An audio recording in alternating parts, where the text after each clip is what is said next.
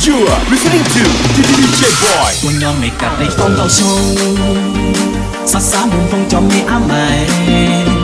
做咩一切無我變過？做咩個我換我咯？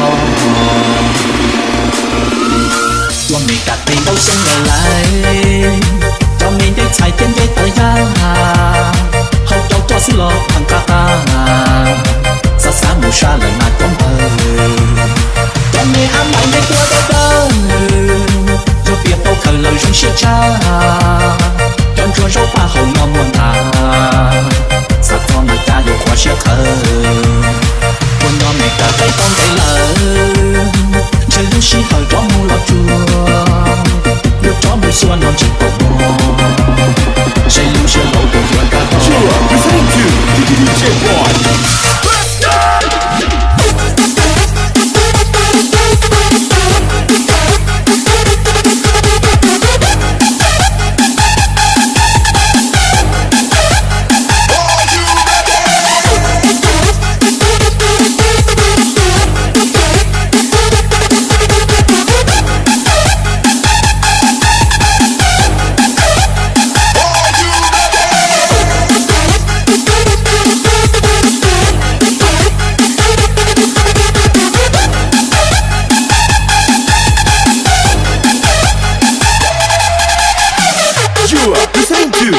DJ Boy. 當到數，灑灑滿風做咩啱咪？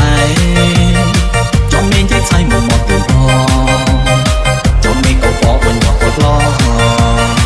我未隔地都送落嚟，做咩一切點嘅對呀？